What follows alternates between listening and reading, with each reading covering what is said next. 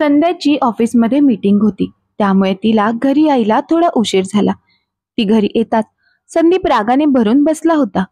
घरी येताच त्याने संध्यावर हात उगारला आणि रागाने म्हणाला, ए नालायक चरित्रहीन बाई, एवढ्या रात्री कुठे भटकत असतेस तू? संध्या आता हैराण झाली. ती म्हणाली, माझी एक मीटिंग होती, त्यामुळेच मला घरी यायला उशीर झाला.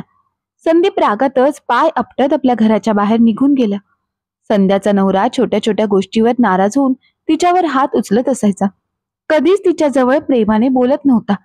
संध्याला त्या नात्यातून आता मुक्त व्हायचं होतं, परंतु फक्त आपल्या सासूचा मधुर व्यवहारामुळे ती शांत होती. प्रत्येक वेळी जेव्हा ती कठोर निर्णय घेण्याचा प्रयत्न करायची, तेव्हा तिच्या सासूबाई तिला भावूक करत होत्या. त्या म्हणायच्या की सुनबाई, मला तुझं दुःख चांगल्या पद्धतीने समजतं. मी संदीपला समजावेन, सगळं ठीक होईल.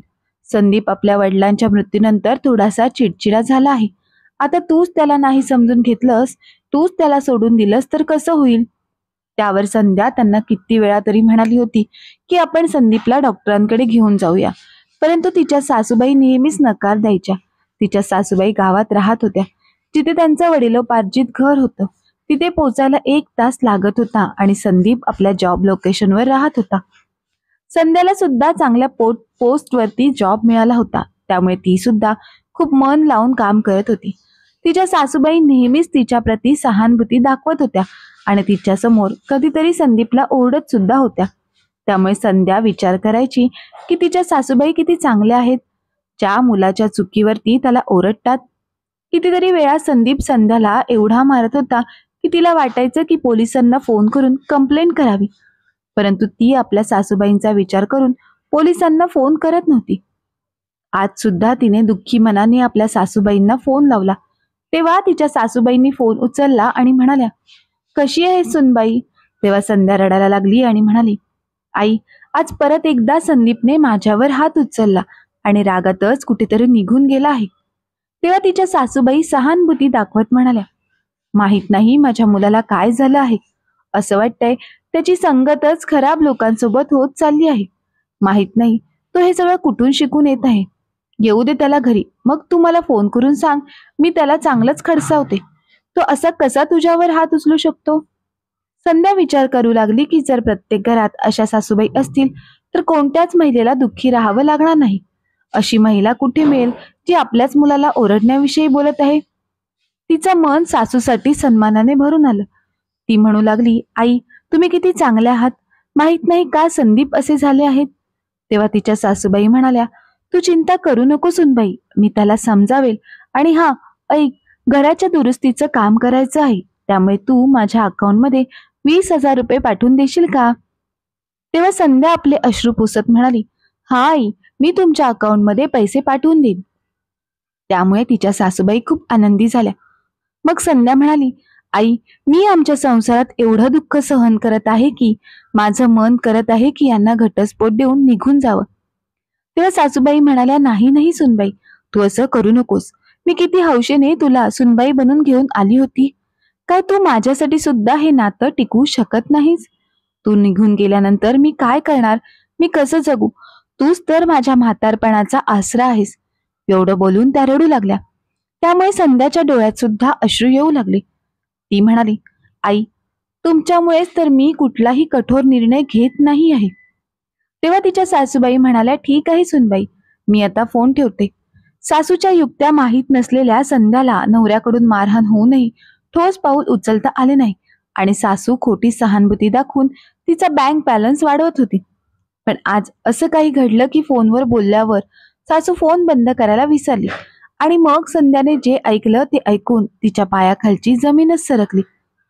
फोन ठेवत असल्याचे सांगून तिच्या सासूने फोन चालूच ठेवला होता.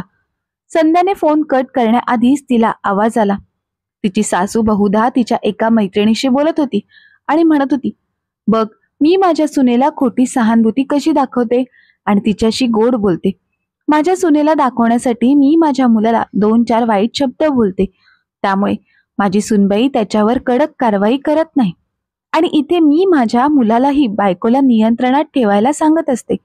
माझा मुलगा उघडपणे बायकोचा छळ करतो, पण माझी सून स्वावलंबी असूनही काही ठोस पावले उचलू शकत नाही, कारण मी तिला काहीतरी सांगून मन वळवण्याचा प्रयत्न करते की जाऊ दे, माझा मुलगा सुधारेल.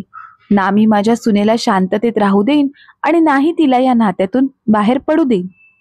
अगं ती असंच रडत रडत जीवन जगेल आणि मी माझ्या खर्चासाठी तिच्याकडे पैशाची मागणी करत राहील. माझा मुलगाही मला खर्चासाठी पैसे देतो आणि माझी सूनही मला पैसे देते. मी माझी तिजोरी भरत राहते आणि मला काय हवंय? हे सगळं ऐकून संध्या स्तब्ध झाली. तिच्याबद्दल सहानुभूती दाखवणाऱ्या तिच्या सासूचा दुपटी चेहरा असू शकतो याची तिने कधी कल्पनाही केली नव्हती.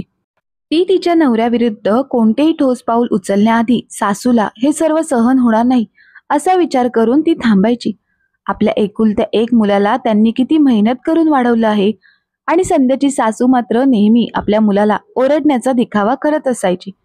त्यामुळे संध्या आनंदात असायची की निदान माझे दुःख समजून घेणारे कोणीतरी आहे. सासूचे कौतुक करताना संध्या कधीच कंटाळली नाही आणि म्हणायची की माझ्या सासूबाई किती चांगल्या आहेत, ज्या स्वतःच्या मुलापेक्षा माझी बाजू घेतात. पण आज सासूबाईंचे म्हणणे ऐकून तिला जाणवले होते की त्या फक्त तिचा वापर करत आहेत. इथे नवरा ना कधी तिच्याशी प्रेमाने बोलला, ना कधी तिची काळजी घेतली. तरीही ती या खोट्या संसाराचा भार उचलत होती, कारण निदान सासू तरी तिला समजून घेते असे तिला वाटत होते. पण आज तिचा भ्रम तुटला. थोडा वेळ सासूचे म्हणणे ऐकून घेतल्यानंतर तिने फोन कट केला, कारण तिला अजून पुढे ऐकावेसे वाटत नव्हते. तिच्या डोळ्यातून अश्रू वाहत होते.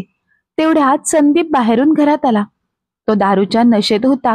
घरात येताच तो खायला मागू लागला. संध्या चिडली आणि म्हणाली की मी जेवण बनवले नाही. तू माझ्यावर हात उचलशील आणि मी तुझ्यासाठी जेवण बनवणार?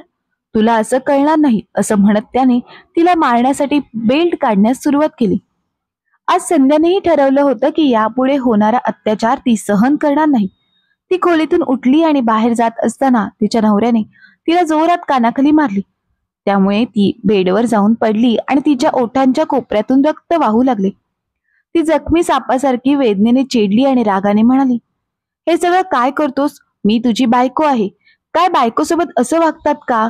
संदीप रागाने बोलू लागला की तू बायको आहेस तर पायातील चप्पन बनून राहा. जास्त डोक्यावर चढण्याची गरज नाही, असं म्हणत त्याने तिच्यावर वर्चस्व गाजवण्याचा प्रयत्न केला. तेव्हा संध्या हात जोडून म्हणाली, ठीक आहे, मला माफ कर. मला सोड, मी तुझ्यासाठी जेवण बनवायला स्वयंपाकघरात जात आहे. संदीप तिचे केस ओढत म्हणाला, आत्ता तू लाईनवर आलीस का? असे मारूनच तू नियंत्रणात राहतेस. असे म्हणत त्याने तिला बेडवरून खाली ढकलले. संध्याला जोरदार धक्का बसला, पण तिने हिंमत एकवटली आणि स्तब्ध होऊन उभी राहिली. संदीप बेडवर झोपला म्हणून संध्याने जवळच पडलेला मोबाईल उचलला आणि मंद हसत खोलीच्या बाहेर आली आणि खोलीचा दरवाजा बाहेरून बंद केला. दारूच्या नशेत असलेल्या संदीपला काही समजू शकले नाही. अर्ध्या तासात दारावरची बेल वाजली. संध्याने जाऊन दरवाजा उघडला तर समोर इन्स्पेक्टर पायल तिच्या संपूर्ण टीम सोबत उभी होती. संध्या त्यांना तिच्या जखमा दाखवते आणि तिचा नवरा तिच्यावर कसा अत्याचार करतो हे सांगते आणि तिच्या सासूबाई कसं तिच्या नवऱ्याला हे करायला शिकवत राहतात ते पण सांगते. तिने पुरावा म्हणून त्यांचे कॉल रेकॉर्डिंग दाखवली आणि एक व्हिडिओ देखील दाखवला. व्हिडिओमध्ये तिचा नवरा तिला मारहाण करताना स्पष्ट दिसत होता. खर तर तिचा नवरा येण्याआधी अशा प्रकारे तिने मोबाईल तिच्या खोलीत लपवून ठेवला होता की संदीपला काही दिसू नये आणि त्याची सर्व कृती मोबाईलमध्ये रेकॉर्ड झाली होती. पोलिसांनी तत्काळ संदीपला अटक केली. संदीप दारूच्या नशेत होता, तरीही त्याला धक्काच बसला की हे सर्व काय होत आहे. हा सर्व प्रकार संध्याने केल्याचे लक्षात येईपर्यंत तो पोलिसांच्या ताब्यात होता. तो रागाने म्हणाला, संध्या, आईला जर हे सगळं कळलं तर तिला अजिबात चांगलं वाटणार नाही. मग संध्या उपहासाने हसत म्हणाली, खड्ड्यात जा तू आणि खड्ड्यात जाऊ दे तुझी आई. तुझी आई सुद्धा तुझ्या पाठीपाठी जेलमध्ये येईल, तू चिंता करू नकोस. संदीप आपलं डोकं आपटत राहिला. त्याला तर समजतच नव्हतं की नेहमी शांत राहणाऱ्या संध्याला अचानकपणे काय झालं. पण ते म्हणतात ना की जेव्हा अत्याचार संपुष्टात येतात तेव्हा माणसाला हिंमत मिळते आणि चुकीच्या विरोधात आवाज उठवण्याची ताकदही मिळते. संध्यालाही इतके दिवस सत्य माहीत नव्हते, पण कदाचित तिचे चांगले दिवस येणार होते म्हणून आज तिला सत्य कळले. जेव्हा संध्याच्या सासूला अटक करण्यासाठी पोलिसांचे पथक पोहोचले तेव्हा ती स्तब्ध झाली. पण आता संदीपच्या आईने आपल्या मुलाला तिच्या सुनेचा छळ करण्यास प्रवृत्त केले होते, त्यामुळे तिला ही शिक्षा भोगावी लागली.